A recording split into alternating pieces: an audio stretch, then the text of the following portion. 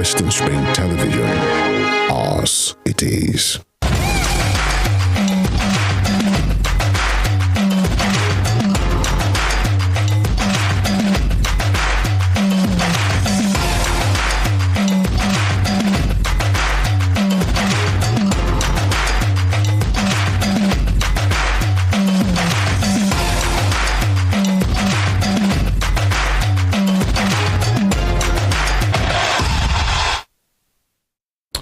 It's a beautiful morning to you and welcome to the show Sports Spring on Western Spring Television.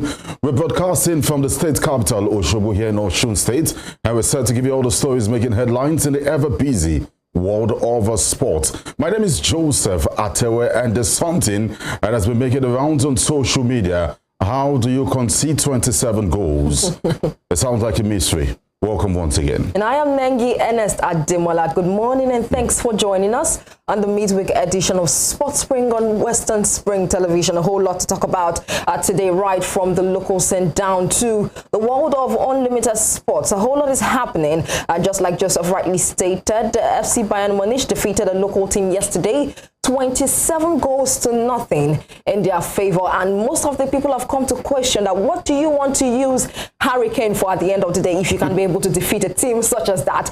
But that's by the side. Now, aside that, we're hearing something very sad at this moment. I would like to target sad because this is coming from the world of athletics, where Tobi Amusan has been charged with anti-doping violation. Now, we'll bring you the details of that story still in the show this morning. Welcome on board once again, but we'll start off from the local scene.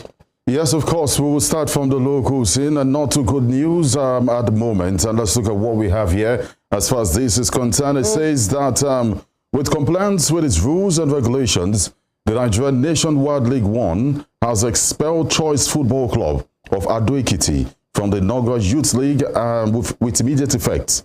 Now, the swift action by the nation's 30th Domestic Football League came about after its secretariat received the coordinating officials report from Accra Center of the ongoing Nationwide Youth League. And also a correspondence from the NLO Media Department cited the center coordinator and the match officials report that Choice FC voluntarily withdrew from the ongoing league without any reason and notification. Now, the singular action has a series of negative impact on the integrity of the league and other participating clubs as well. Thus, the Nationwide League One Secretariat hereby wishes to draw the attention of Choice FC to the implications as clearly stated in the NLO rules and regulation. Now, the NLO rule book states in Article 2.6, subsection 4, that no club can withdraw after the commencement of the season. If a club withdraws, it shall be expelled from the competition and will not be eligible for readmission. All officials of such clubs shall be banned for 2 years, and I think that is a decision right now when it comes to Choice FC of the NLO. Now, this decision shall be communicated to the Nigerian Football Federation, that's the NFF, for nationwide ban and possibly to CAF and FIFA ban. Now, I think there must have been some issues surrounding Choice FC, but I believe they should have been able to identify it and see if they can be able to sort it out before coming into the league. Only to the fact that it is already stated in the rule book of the NLO as it pertains you withdrawing from a season that has commenced. So let's see how things pans out to be at this point in time. Two things here. I want to blame the body itself. I mean, we know that you need money to execute every game. And what they do, why do you think all these big clubs will tell you at the end of the year we have 500 billion pounds as revenue as this? Because they have to explain or make it known public that they have this certain amount so that the body knows that, see, they have enough finance to go on with the league and execute every game. So I blame the body for that. They should have done the investigation to see if Choice FC was financially capable to get that done. Then secondly, it shows that something is cooking up in the sense that it's not business as usual again. From the top tier to the third division to every other division, it's been tackled with the caliber of people that has been put in place. Yesterday we spoke at Emmanuel Atani, heard what he said, that the necessary things will be done. So it's not business as usual, as I said earlier, for clubs like that. I think it was an NLO too. I've said this times and number. Some seasons ago, it should be 2012, 13, if I'm correct, where a team needed, I think, 42 goals to remain in the league, and that team won up to 50-something goals.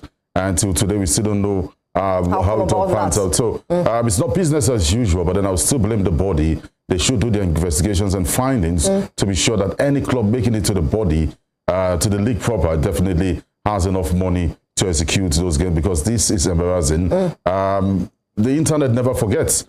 Anybody can Google it anywhere they are, and it pops up the name Nigeria, and that is not good for our leagues. Of course, and I think both the NLO and Choice FC football team needs to share in the blame concerning this one. And just like Joseph has rightly stated yesterday, I think day before yesterday, the newly constituted board members of the NNL, the NLO, and of course the NWFL were inaugurated. And we'll see how things pans out to be with the new board. We do hope that they would look into things like this as it concerns our league finally. Now let's move away from that one and talk about the completion of the CAF coaching instruction course as it concerns some of the big stars and big coaching names we have in Nigeria. Now the first ever Confederation of African Football, that's CAF coaching instructors course held in Nigeria, has ended. The course content included classroom and practical modules handled by CAF and FIFA technical expert Abraham Mebratu, with 15 of the best coaches in Nigeria taking part in it. Now, the group of 15 included the president of the Nigerian Football Coaches Association, Issa London Boso. We also had former Super Eagles captain Daniel Amokachi, Alphonsus DK Stanley Eguma, Wemimo Oni Martin. I think this name, of course, rings a bell in the Nigerian Women Football League. She was in charge of the Ado Queens before she was removed. And, of course, I think Moses Aduku came in. Now, aside from that, we had Henry Abiodun, Sam John Obu, Edema Fuludu, Bala Nikiyu, and Lawrence and Dax. Now, the president of the NFF, that's Alhaji Ibrahim Musa Gusau, who attended the closing ceremony, said he was fulfilled that the first ever course has finally taken place, opening the gate for more of such courses for Nigerian coaches to really develop themselves. It's a welcome development, because we know aside the coaches, the referees are also doing theirs, and we've cried for so long how embarrassing it is that you have in a fourth official as at the African Cup of Nations that you can't even find a Nigerian even in the VAR room. So that is not good. And when it comes to coaching, you hardly find Nigerians. I think the only person to have done that will be, I'm trying to remember his name, he coached Togo. I think they went to the Nations Cup. That's the only Nigerian coach I can remember for now. But then with this CAF badge, it means that they can coach some other big clubs and country of course, as for well. more development. Now let's talk female football. We understand that the FIFA World Cup starts tomorrow. Am I correct, Nengi? Of course, it starts tomorrow. All right, so the party starts tomorrow. Of course, everyone is anticipating for that one. And definitely our Super Falcons, the Super Falcons of Nigeria, is currently participating in that one. And from the Punch newspaper reporting, they actually spoke to Glory Ogbonna, one of the defenders of the Super Falcons. And she did talk about the positivity and optimism they have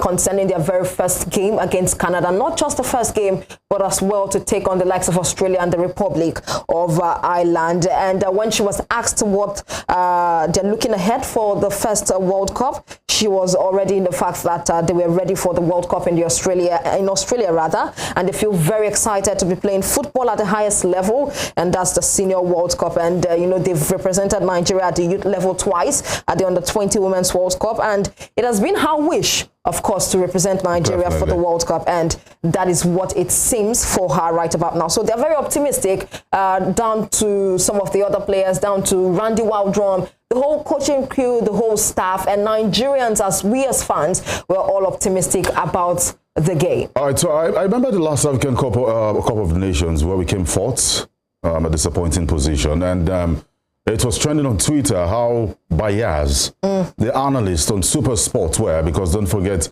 it is based in South Africa, to every progress the Falcons made at the competition were always criticized. And someone sent something, but sadly it's the truth. It says Nigeria's won the African Cup of Nations 9 times. I mean, they are the powerhouse when it comes to Africa. But then they need to prove their superiority on the world stage if truly they want to make a statement globally. And you can find a statement as far as one, but truth be told, these girls knows that this is the time. You have to make it count. Canada, Olympic champion, but then you still have to beat that country. Played them like you have twice. to get out of that group. Yeah, you have to get out of that group. And also prove a point to the rest of the world that, see, we're not pushing us. We are not just African champions, because it seems our strength lies on the continent, which is gradually fading off. Fading off, yeah. Which is gradually fading off because other countries are catching up. It's not business as usual. Again, so, and these players are aging. You have experienced player. One of the oldest players of the competition is with the Super Falcons. I didn't know this is it until another 4 years. So I can't wait, and that is why I'm strongly believing in the Nigerian team for the first time when it comes to the global stage to make something happen. And I think looking at their group, they are placed in the likes of Canada, Australia, and of course the Republic of Ireland, who are debutants. But I think Nigeria has to be the lowest ranked team in that particular group. But, you know, talking about lowest ranked team, of course, that doesn't play football these days. All you need to do is get on the pitch and make sure that you prove yourself worthy of a world stage, as such as the Women's World Cup. And like I said before, it's all optimism. So let's talk about how the FIFA Women's World Cup is scheduled. Remember, it's starting tomorrow. That's the 20th of July, 2023. So let's get down to how the group is arranged. And of course, the fixtures starting from tomorrow. Now, for Group A, we have New Zealand, Norway, Philippines, and Switzerland. And of course, New Zealand will take on Norway tomorrow. And would have Philippines and Switzerland on the 21st of July.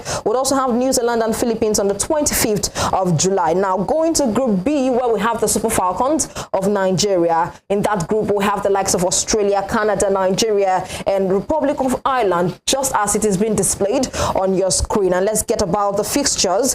Tomorrow, which is the 20th of July, would see Australia take on the Republic of Ireland. Now, we've had a whole lot of talks from the Republic of Ireland, talking about the fact that even if they are underdogs and debutants, they would want to make their name sound in this particular tournament. And on the 21st of July, Nigeria would face their first opponent, Olympic champions Canada. Like I said before, I think we've met about twice, and it was just an average performance on our side. But we do hope that we can win this very first match in order to give us more motivation going in to take on Australia, who defeated us in 2015, and of course the debutants, Republic of Ireland. We must also say something that we understand that Australia is more like the extreme end of the world. So many of the matches will be played early in the morning. Of course. We have 2 a.m., 3 a.m., and max 4 a.m. for many of these games. So none of the games will be played, well, in the afternoon or in the night in Nigeria. But then in the evening in Australia, which will be 2 a.m., 3 a.m. and 4 a.m. Those are the times. And just before we leave this, we're looking at the chances of African teams getting out of each of the group. And Nigeria, one of the powerhouses in Africa, should be able to escape from this group if they put their house in order. Canada, Republic of Ireland, and Australia are strong teams, but they should be able to get out of that. I fear for Zambia. They take on Japan, former world champions. Costa Rica, former South American champion. There is also the Spanish team, so I fear for Zambia. Of course. They will need to do more than enough. I think the proper underdogs coming into this one, and we've seen times with that number where Bruce Mwape, that's the coach of the Zambia national women team, was interviewed. He said that they would hope to create a shock and upset in this particular group. And if they do that, I like the word I tell you for sure that it's going to be a matter of time. But then the Zambia, I think they're made up of, you know, a very good national women's team. Of course, we have their talisman, Barbara Banda, who would be hoping to score much more goals. She has been scoring even for the Chinese Super League side where she belongs. But we do hope they come out of this particular group. And maybe it's old age, I can't remember. I think I can see the other group. South Africa is in one group. I don't know if we can have that back again. South Africa, if that can be zoomed in, trying to see how close. Okay, so South Africa takes on Sweden, Italy, Argentina. To take the grace of God. Oh, of course. Now, let's the grace of God, honestly. Let's even look at the fixtures right here. For that Group B, we have Zambia taking on Japan on the 22nd of July. And, of course, for their second group game, Costa Rica against Zambia, 31st of July. Now, let's talk about the group in which you were talking about.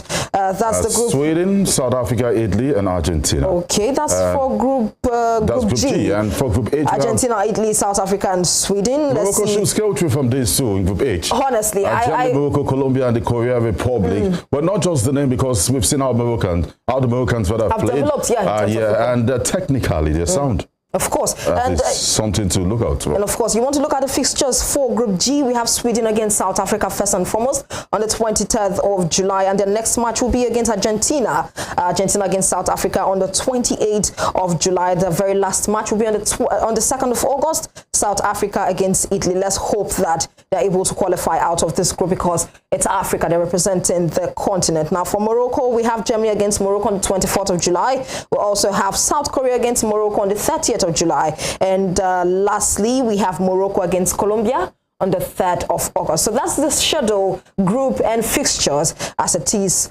for the FIFA Women's World Cup, which is kickstarting tomorrow, the 20th of July. All right, away from that, let's move away from football, from the local scene, and talk of volleyball. 2023 African Women's Championship suffers postponement. Of course. Once again, this is not the first time. And let's get into details as it concerns that one. Now, due to logistic reasons, the 21st African Seniors Women's Volleyball Championship will no longer be held from the 6th to 18th August 2023. Now, the decision to postpone the tournament was taken by the Confederation of African Volleyball at the request of the host country's federation. According to the updates, the main reason for the postponement is the international calendar, so it has nothing to do with the fault of Nigeria's volleyball team at this point in time. And of course, they said the calendar is set to be overloaded with numerous competitions on the program in the coming weeks, and in particular, the Women's Under-19 World Championship, which takes place from the 1st to 11th August in Croatia and Hungary. And also to remind you that Team Nigeria in volleyball is amongst the team that will participate in the competition. It will now be held from the 14th to 25th of August at the same venue. And away from volleyball, ahead of the 2024 Olympic Games qualifier, national boxing trials will on Wednesday, which is the commence in Lagos. According to information from the Secretary General of the Nigerian Boxing Federation, Akinyele Oladapo, the invited boxers have arrived in camp for trials. He further confirmed that the trials will go on for 2 days and that any boxer that lost the trial fight are expected to leave the camp the following day. He said, and I quote, "Boxing is one of the sports that Nigerians have always been known for." All right, guys, from the rings right now to the tracks, let's jump into athletics and talk about Tobi Amusan, a very phenomenal name when it comes to track event, when it comes to the 100 meters hurdles as it concerns representing Nigeria. Now, the world record holder Tobi Amusan recorded a second consecutive victory in 3 days after winning the women's 100 meters hurdles at the Gyulai István Memorial in Hungary with a time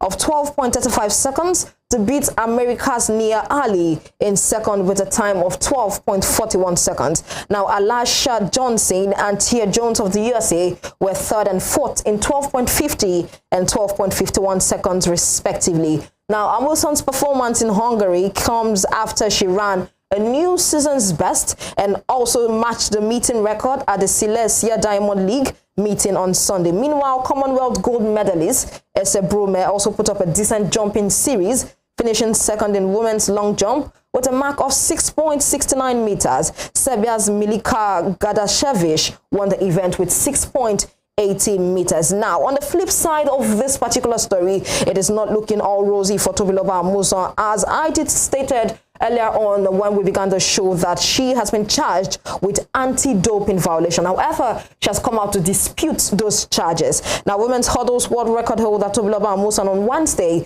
so that's today, has been charged with an alleged anti-doping rule violation, casting doubt on her participation in next month's World Championship.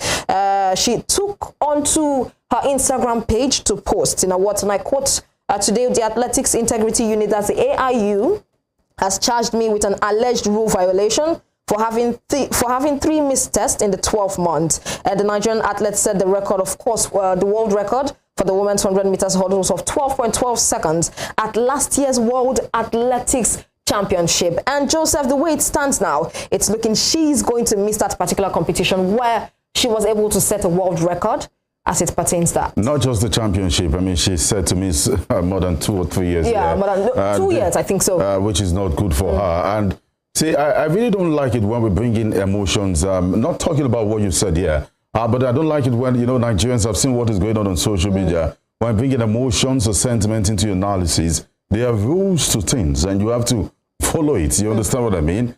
She was sent invitation severally and declined. I mean, you're an athlete, you know the rules, you should. And according to the rules and regulations, if you miss about 3 tests in 12 months, you stand the ban, and I'm disappointed about that, honestly. Even though we've celebrated Tobi Amusan, I mean, it's quite unfortunate that our icon, our #1 hope when it comes to bringing in medals, when it comes to the track and field this day, I mean, and as professional and exposed as she is, would be in this mess at the moment. She also said some words, I quote, "I intend to fight this charge and will have my case decided by a tribunal of 3 arbitrators before the start of next month's World Championship. I am a clean athlete and I am regular, maybe more than the usual, tested by the AIU. I was tested within days of my 3rd missed test. I have faith that this will be resolved in my favor and that I will be competing at the World Championship in August." Well, fair hearing they say, and we'll hope, but trust me, the AIU never miss. They never miss. I mean, with some of the biggest athletes. I remember, I've forgotten his name now. It's from the USA. I know how he dragged the case. It dragged for like a year, but then they came out to apologize. So they never miss, and something must have gone wrong before the World Integrity Unit. You know what it means? They protect it. If you go there and see their core values, you understand what I'm saying. So but wait and see, benefit of a doubt. Absolutely. Maybe something went wrong somewhere. And that's it on the local. So let's go on a break right now and give you highlights from the disaster that we saw in football yesterday. How do you concede 27 goals in 90 minutes? Still remains a mystery. We'll be back.